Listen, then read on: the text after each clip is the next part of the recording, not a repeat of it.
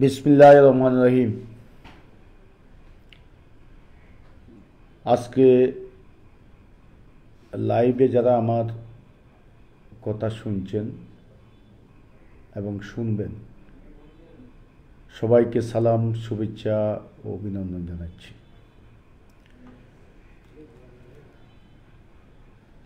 Corona virus এমনভাবে বাড়ছে, প্রতিদিন মৃত্যুর হার বেড়েই চলছে।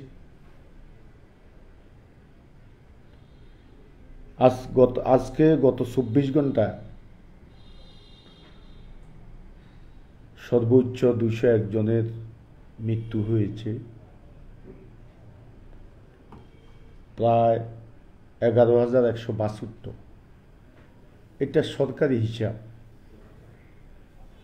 আক্রান্ত হয়েছে, কিন্তু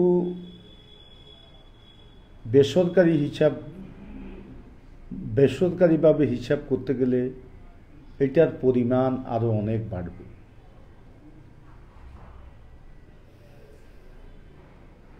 আসলে লকডাউন দেওয়া হয়েছে করোনা ভাইরাস প্রতিরোধ করার জন্য, কিন্তু লকডাউন এখনো কোনো সুফল বয়ে আনতে পারেনি। প্রতিদিন মৃত্যুর মিছিল এগিয়েই যাচ্ছে। আজকে আমি সকলের প্রতি আহ্বান জানাবো, আপনারা স্বাস্থ্যবিধি মেনে চলুন, সামাজিক দূরত্ব বজায় রাখুন, মাস্ক ব্যবহার করুন এবং হ্যান্ড স্যানিটাইজার, সাবান পানি ব্যবহার করবেন। এই কাজগুলোর পাশাপাশি বাড়ির আঙ্গিনা, ব্যবসা প্রতিষ্ঠানের আঙ্গিনা, অফিস আদালতের আঙ্গিনা পরিষ্কার রাখবেন। আসলে আমাদেরকে করোনা নিয়েই বেঁচে থাকতে হবে, কিন্তু আমরা যদি স্বাস্থ্যবিধি মেনে চলি সেক্ষেত্রে এটা কিছুটা নিয়ন্ত্রণে আসতে পারে। এই বিষয়টা মাথায় রেখে আমাদেরকে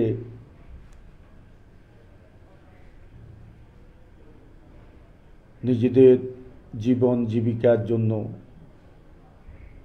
কিছু তো আমরা করি, সেটুকু করতে হবে। আজকে যে বিষয়টা আমাকে খুব কষ্ট দিয়েছে, নোয়াখালীর যে অপরাজনীতির বিরুদ্ধে আমি কথা বলা শুরু করেছি। প্রথম আমি বলেছিলাম নোয়াখালীর এমপিদের অবস্থান সম্পর্কে বলেছিলাম। এ কথাটা বলার পর অনেকে বিরক্ত হয়েছেন, যদিও অধিকাংশ মানুষ আমাকে ধন্যবাদ জানিয়েছে। তারপরে নোয়াখালীর প্রস্তাবিত কমিটির বিষয়েও আমি কথা বলেছি। সে কমিটির বিষয়ে আমি প্রথমেই নোয়াখালী জেলা আওয়ামী লীগের সভাপতিকে জিজ্ঞেস করেছিলাম যে আমাদের বর্তমান উপজেলা চেয়ারম্যান শাহাবুদ্দিন সাহেব কেন কমিটিতে নেই। উনি বললেন যে কোনো উপজেলা চেয়ারম্যানকে কমিটিতে না রাখার সিদ্ধান্ত আমাদের হয়েছে। এই বিষয়টা শোনার পরে আমি ঢাকাতে বিভিন্ন পর্যায়ে যোগাযোগ করি, সেখান থেকে কোনো সদুত্তর আমি পাইনি। আর দেখেন, জেলা আওয়ামী লীগের বর্তমান প্রেসিডেন্ট অধ্যক্ষ খায়রুল আনাম সেলিম সাহেব, উনিও উপজেলা চেয়ারম্যান। তারপরেও উনি সিনিয়র হিসাবে ওনাকে রেখেছেন। এটা আমাদের এ নিয়ে কোনো প্রশ্ন আমরা করতে চাই না কাউকে,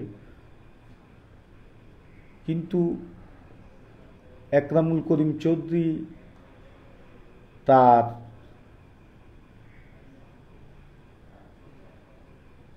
ক্যাডার জেহানো উপজেলা চেয়ারম্যান,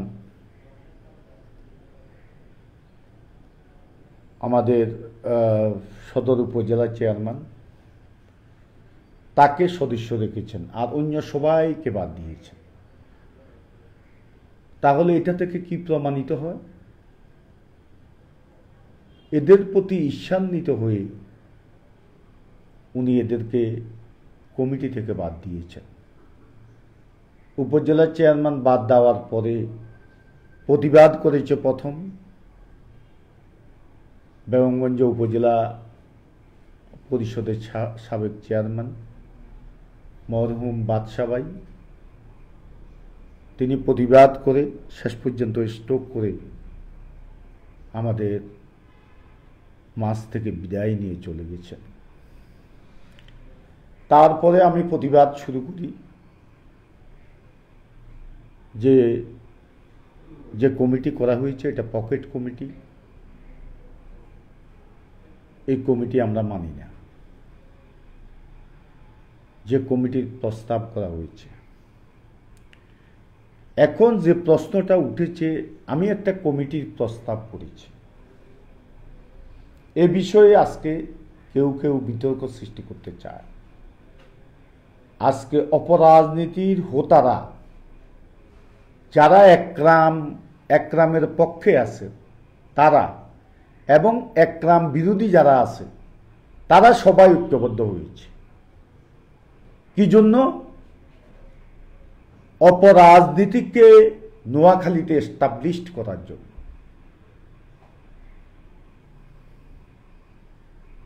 আপনারা কমিটি দিবার, কমিটি প্রস্তাব রাখার ক্ষমতা রাখলে আমি কেন পারব না? যতক্ষণ পর্যন্ত বর্তমান কমিটি অনুমোদন না হবে ততক্ষণ পর্যন্ত গঠনতন্ত্র মোতাবেক আগের কমিটি বহাল থাকবে, এটাই হচ্ছে নিয়ম। আমি এখনো সহসভাপতি হিসাবে গঠনতন্ত্র মোতাবেক আছি। আমি সহসভাপতি হিসাবে, আপনি সভাপতি সেক্রেটারি যদি একটা প্রস্তাবনা নেত্রীর কাছে পাঠাতে পারেন, আওয়ামী লীগের সাধারণ সম্পাদকের কাছে পাঠাতে পারেন, আমি কেন পারব না? আমি নোয়াখালী জেলা আওয়ামী লীগের সহসভাপতি হিসাবে অনেকের সাথে আলাপ আলোচনা করে, সবার সাথে তো সম্ভব না, আলাপ আলোচনা করে আমি একটা কমিটি দিয়েছি। সেটা নিয়ে আজকে অনেকে অনেক কথা বলছেন, বিতর্ক, সে কমিটি দেওয়ার কে? আমি নোয়াখালী জেলা আওয়ামী লীগের সহসভাপতি। আমার দলের একজন কর্মী হিসাবে আমার কমিটি আমি দিই নেই, কমিটির প্রস্তাব করার রাইট আমি রাখি। তোমরা তো অপরাজনীতিকে এস্টাবলিশ করার জন্য এগুলা করছো।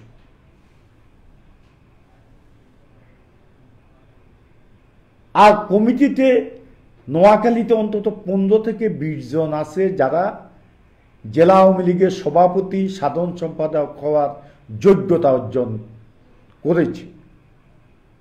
তো এখানে তো পদ 2টি, আমি সবাইকে কি অ্যাকোমোডেট করতে পারবো? এই 2 পদে আমি রাখতে পারবো, এই সুযোগ আছে? এখানে তো বিতর্ক কিছু হবেই। কিন্তু এটা নিয়ে জাতীয় পর্যায়ের কিছু নেতা এগুলা নিয়ে রাজনীতি করে আজকে আওয়ামী লীগের রাজনীতিকে ধ্বংস করে দিচ্ছে, শেষ করে দিচ্ছে। কেউ তাকায় না আজকে নোয়াখালীর দিকে। 1 বছর 7 মাস আজকে পেরিয়ে গেছে, কমিটি সম্মেলন হয়েছে 1 বছর 7 মাস। আজকে নোয়াখালীর এই কমিটি না দেওয়ার কারণে পূর্ববর্তী কমিটি যেটা এখন আমরা আছি সেই কমিটিও নিষ্ক্রিয়। সে কমিটির কোনো বৈঠক সভা সমাবেশ হয় না। এখন করোনার সময় দলের পক্ষ থেকে যে কোনো কিছু করবে এলাকাতে সেই ব্যবস্থাও এখন নাই। এই অবস্থা চলছে, স্থবির হয়ে আছে নোয়াখালী রাজনীতি, আর দৌরাত্ম্য চালাচ্ছে অপরাজনীতির হোতারা। আমাদের কোম্পানিগঞ্জ আজকে 6 মাস এখানে অস্ত্রবাজদের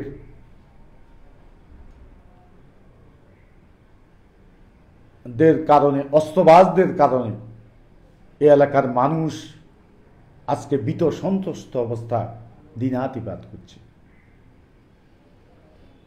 আজকে এটা সমাধানের কোনো পথ গত 6 মাসে খুঁজে পাওয়া যাচ্ছে না। জেলা আওয়ামী লীগের কমিটি যদি থাকতো সেক্ষেত্রে হয়তোবা আমাদের সমস্যা আরো আগেই সমাধান হয়ে যেত, কিন্তু সেই সুযোগটা জেলা আওয়ামী লীগের কমিটি না দেওয়ার কারণে এবং আজকে স্থবির নোয়াখালীর রাজনীতি, এই কারণে আমাদের এখানকার সমস্যাটাও জিয়ে আছে। এই অবস্থা চলতে দেওয়া যায় না। দেখেন, প্রেসিডেন্ট সেক্রেটারি ছাড়া অন্যান্য আসনগুলোতে নোয়াখালীতে অন্তত 2000-3000 নোয়াখালী জেলা আওয়ামী লীগের বিভিন্ন পদে থাকার মতো যোগ্যতা অর্জন করছে, এরকম 2000-3000 আছে।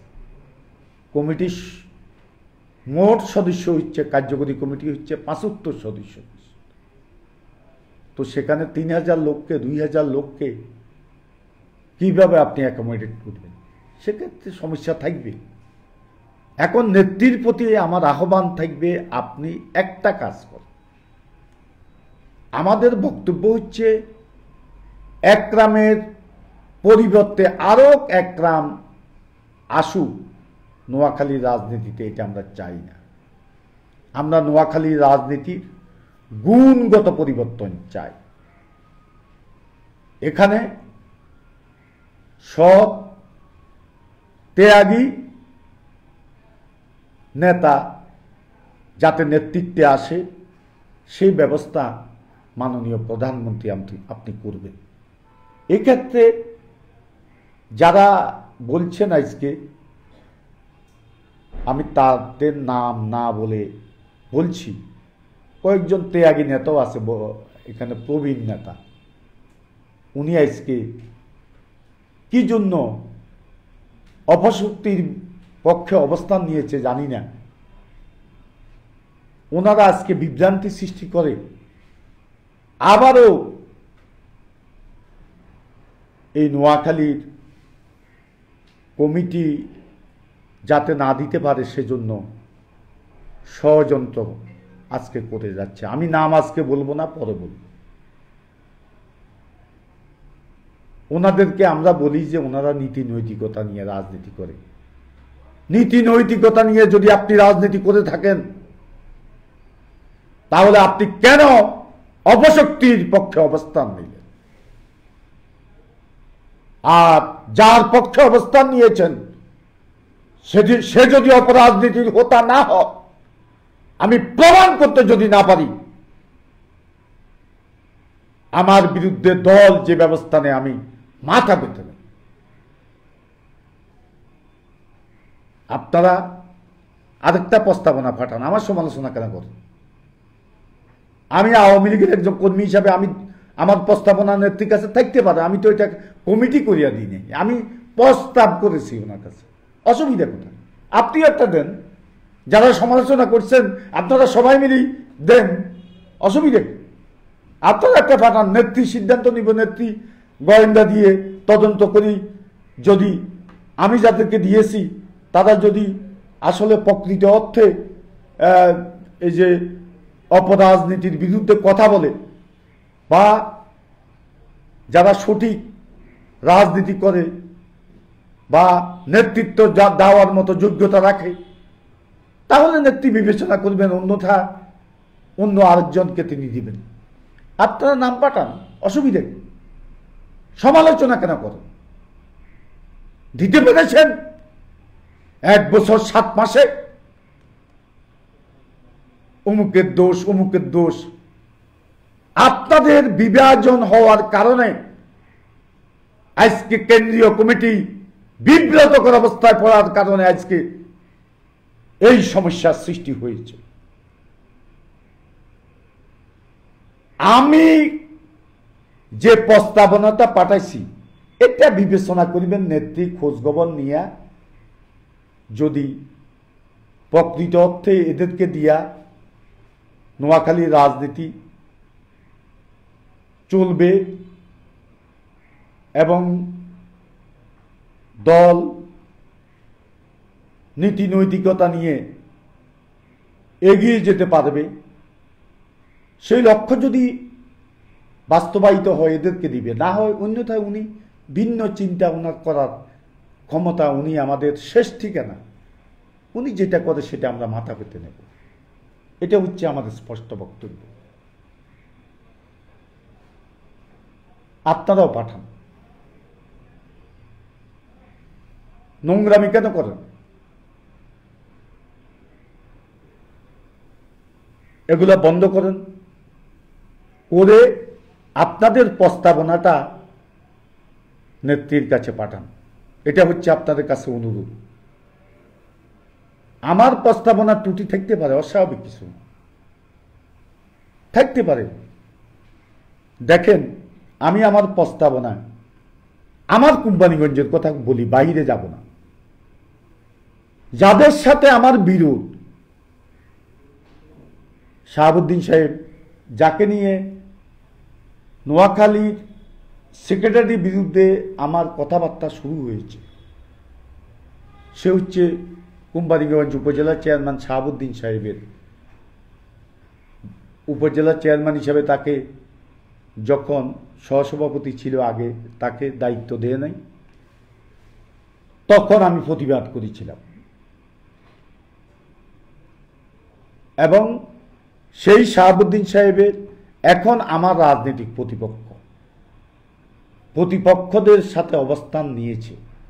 তারপরেও আমি আমার নামটা বাদ দিয়ে, আমি আমার নাম কোথায় রাখিনি, একটা সদস্য হয়ে রাখিনি, আমি সহসভাপতি ছিলাম, সেটা আমার নাম বাদ দিয়া আমি শাহাবুদ্দিন সাহেবকে রেখেছি।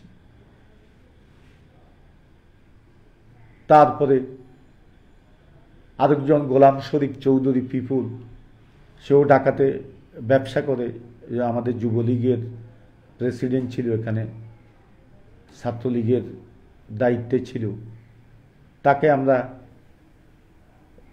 এখানে একটা পোস্টে আমরা দিয়েছি শিল্প বাণিজ্য বিষয়ক সম্পাদক হিসেবে।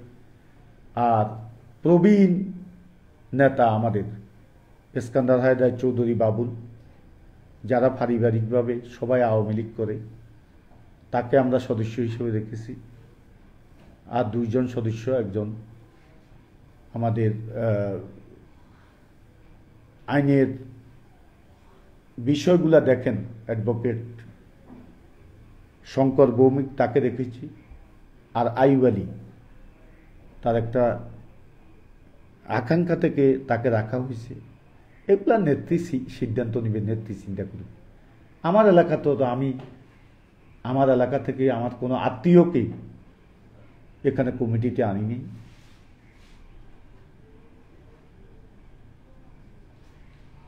আমার এলাকাতে, আমার কোম্পানিগঞ্জে আমি কাউকে আনিনি। এর বাইরের আমার 2 জন আত্মীয় জেলা কমিটিতে এখন আগেও তারা ছিল, এখনো আছে। একরাম চৌধুরীর প্রস্তাবিত কমিটিতেও ছিল, এখনকার কমিটিতেও আছে, দুইজন আত্মীয়। আমি স্বজনপ্রীতি করি না, যদি নেত্রী ভালো মনে করে রাখবেন, না হলে তাদেরকে বাদ দিলেও আমার কোনো আপত্তি নেই, এটা স্পষ্ট কথা। দুইজন আত্মীয় আমার আছে, আমার এলাকার বাইরে একজন কবিরাটে আর একজন হাতিয়াতে। নেত্রী সিদ্ধান্ত নেবে। তো আমি নেত্রীর প্রতি আমার আবেদন, আপনি আমাদের শেষ ঠিকানা। আপনি নোয়াখালীর আজকে রাজনীতিটা গতিশীল করার স্বার্থে অচিরেই, আর সময় ক্ষেপণ না করে অচিরেই কমিটিটা ঘোষণা করুন। আপনি যাকে দেবেন, আমি দৃঢ়তার সহিত বলছি, আমাদের প্রতিটা নেতা কর্মী নোয়াখালীর মেনে নেবে। এই ষড়যন্ত্রকারীদের পায়ে আর পা দেবেন না। দেখেন, যারা কাজ করে, কাজ করতে যাইয়া বিতর্কিত হয়, আর কিছু লোক আছে কাজ করে না। ওই কিছু জ্ঞানী লোক বলে, যে দায়িত্ব নেয় না সে নির্দোষও জ্ঞান। ওনারা দায়িত্ব নেয় না, ওরা নির্দোষ, ওনাদের কোনো দোষ নাই। আমাদের এক অভিনেতা আছে, ওনাদের দোষ নাই, ওনারা কোনো দায়িত্ব পালন করে, ওনার দোষও নেই, ওনারা জ্ঞানী।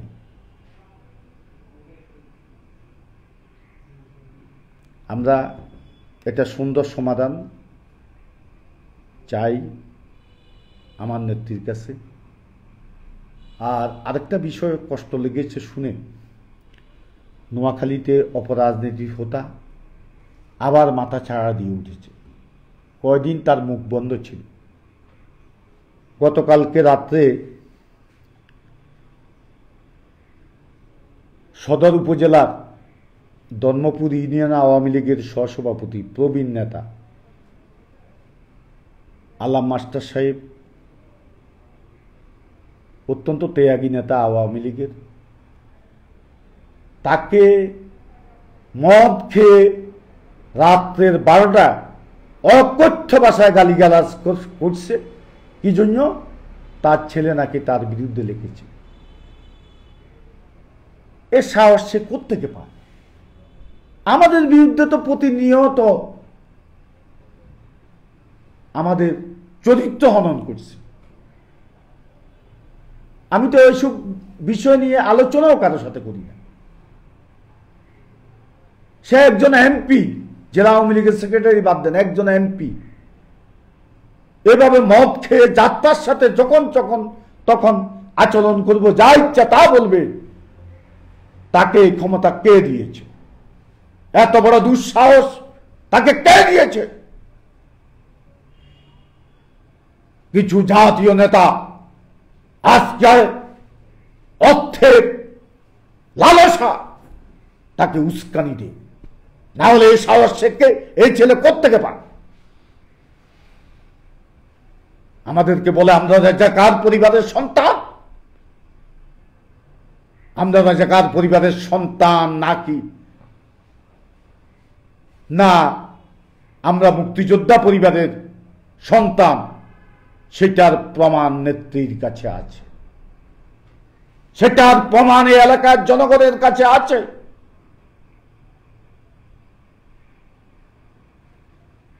তোমার এই দুঃসাহস কোত্থেকে হয়েছে? যাকে ইচ্ছা তাকে মা ধরে গালিগালাজ করবে? তুমি কে?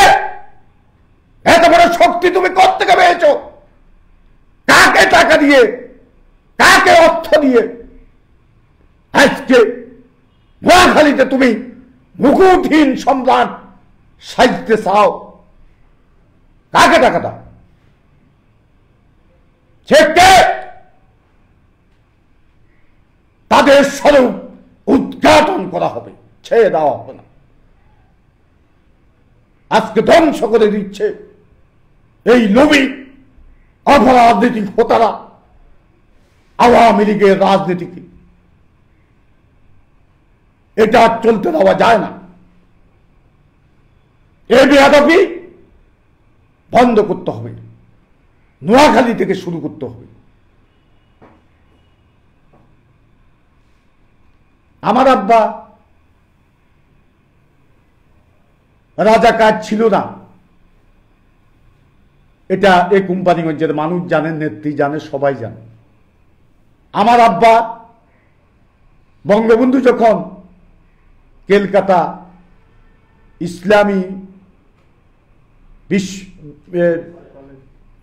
ইসলামী কলেজে লেখাপড়া করতেন, তখন বেকার হোস্টেলে বঙ্গবন্ধুর পাশাপাশি রুমে আমার আব্বাও থাকতেন।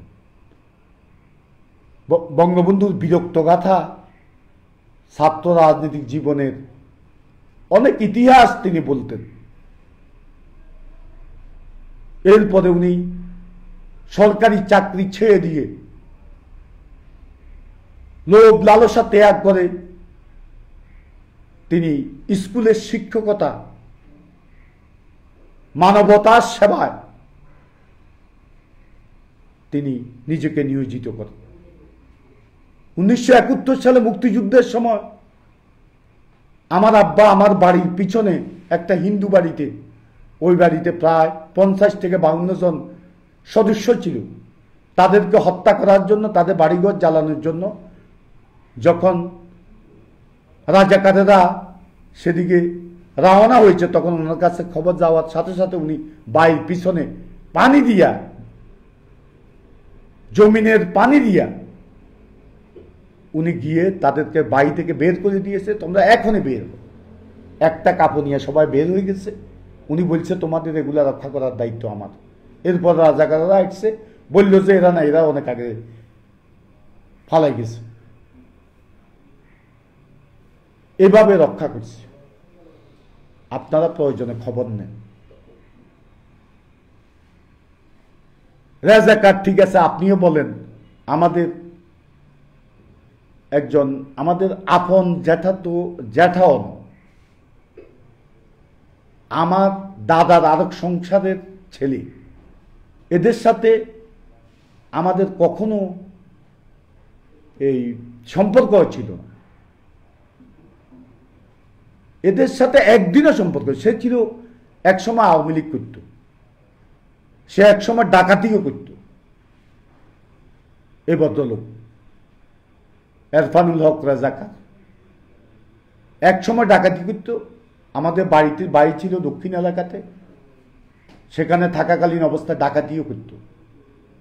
এরপরে দক্ষিণ এলাকায় আমাদের যে সম্পদগুলো আছে, সে দলিল টলিল নেই, এমনিতে বিক্রি করি, টাকা টুকা সব খাই ফেলছে। আমার চাচারা জ্যাঠারা কেউ তাকে পছন্দ করত না। জোর করে আমাদের বাড়ির সামনে একটা বাড়ি করছে, সে কেউ পছন্দ করতেন না, কারোর সাথে সম্পর্ক ছিল না। প্রথম আওয়ামী লীগ করতে, এরপরে সে জামাতে গিয়া সে এটা কি মুসলিম লীগে গিয়া সে দলের সাথে সম্পৃক্ত হয়েছে। এরপরে রাজাকার হয়েছে। সে 1971 সালে মুক্তিযুদ্ধের সময়, আমি একটা ঘটনার কথা বলবো, দুঃখজনক। আল্লাহ ওনাদেরকে এখনো বেঁচে রেখেছেন, এটা আল্লাহর কাছে শুকরিয়া। একদিন রাত্রে হঠাৎ আমাদের নেতা, জননেতা ওবায়দুল কাদের সাহেব, তখন মুজিব বাহিনীর অধিনায়ক, আমার আব্বা এবং মায়ের সাথে দেখা করার জন্য রাত্রে বাড়িতে এসেছিল। খাওয়া দাওয়া শেষ করে ফিরে যাওয়ার সময় আমি ছিলাম আমাদের বাড়ির দরজার একটা, সেখানে আমি দাঁড়ানো অবস্থায় ছিলাম। হঠাৎ করে দেখলাম আমার ওই রাজাকার জ্যাঠার বাড়ি থেকে, আমার জ্যাঠার নেতৃত্বে প্রায় 40-50 জন রাজাকার একসাথে আসতেছে।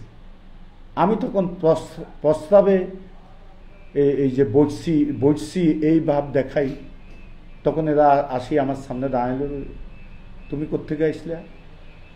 আমি বললাম যে আমি তো প্রস্তাব করার জন্য বাইরে দিয়েছি। আমি সেখানে দরজাতে একটা ঘর ছিল, সেখানে থাকতাম। তারপরে বলল যে এখানে কে আসছে? না তো কোনো কেউ তো আসে নাই। তুমি দেখো নাই? না, আমি তো প্রস্তাব করার জন্য বাইরে দিয়েছি। আমাদের বাইরের দিকে গেল সোজা, ঘুরি, আমি রুমে ঢুকে গেছি, ঘরে ঢুকে গেছি, ঘুরে আবার চলে গেল। পরবর্তী পর্যায়ে শুনছি যে আমার বড় ভাই ওবায়দুল কাদেরকে মেরে ফেলার জন্য তার সাথে ছিল মুজিব বাহিনীর ডেপুটি কমান্ডার আবুল খায়ের ভাই, তাকে মেরে ফেলার জন্য তারা এসেছিল। এই মাত্র 3 মিনিটের ব্যবধান, 3 মিনিট হবে। 3 মিনিট আগে যদি এরা আসত, সেক্ষেত্রে আল্লাহ কি করতে জানি না। কিভাবে খবর পাইছে জানি না। ওনারা খাওয়া দাওয়া করি, এরপরে বাইরে গেছে। এরপরে আমার রাজাকার এই জ্যাঠাকে গুলি করে হত্যা করার যে বৈঠক, সেই বৈঠকের নেতৃত্ব দিয়েছে ওবায়দুল কাদের সাহেব। সেই বৈঠকের নেতৃত্ব দিয়েছে ওবায়দুল কাদের সাহেব। আজ ওবায়দুল কাদের সাহেব, আমরা রাজাকার পরিবারের সন্তান। আমার নানা নাকি শান্তি কমিটির প্রধান। 1963 সালে উনি মারা গেছেন। আর শান্তি কমিটি হয়েছে কোন সময়? 1971 সালে। তো উনি শান্তি কমিটি কবরে থাকেনি, শান্তি কমিটির প্রধান হয়েছে। এই যে মিথ্যাচার,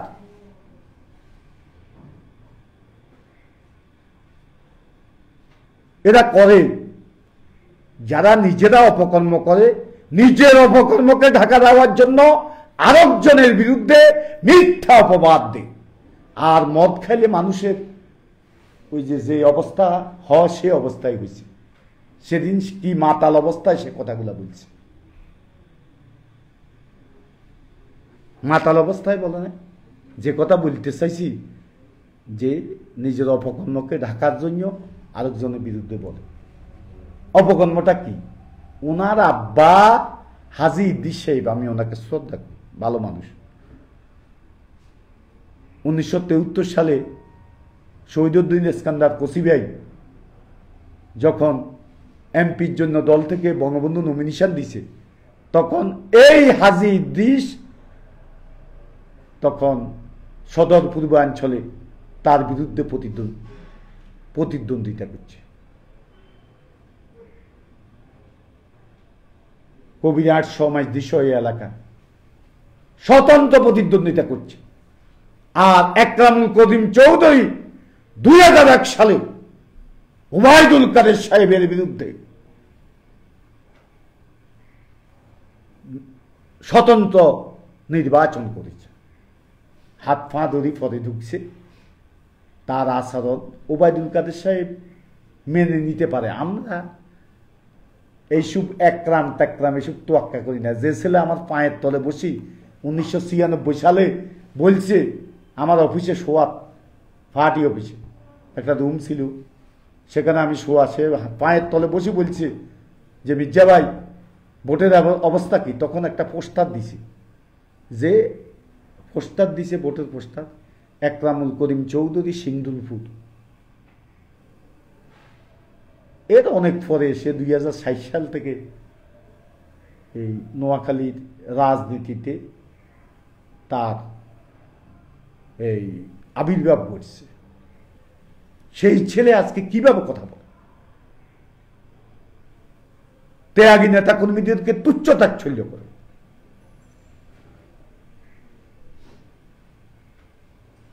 এত বড় সাহস সে কোত্থেকে পায়? কেন্দ্রীয় কিছু অর্থলোভী নেতাদের কারণে আজকে তার মতো ছেলে কথাগুলা বলার সাহস পায়।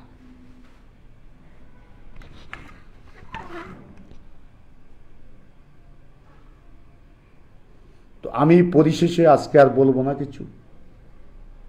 আসলে করোনার সময় সবাই খুব আসলে আতঙ্ক ছিল না, এতদিন আতঙ্ক ছিল না। গত কয়েকদিন সবার ভিতর একটা আতঙ্ক সৃষ্টি হয়েছে। যেভাবে মৃত্যুর মিছিল দিন দিন বাড়ছে, মানুষ আতঙ্কগ্রস্ত। এই অবস্থায় আমি কাউকে বিব্রত করতে চাই না। আমি কোম্পানিগঞ্জের বিষয়ে শুধু বলবো, নেত্রী আপনি সেলিম ভাইকেও আমি বলেছি, জেলা আওয়ামী লীগের প্রেসিডেন্ট, যে আপনি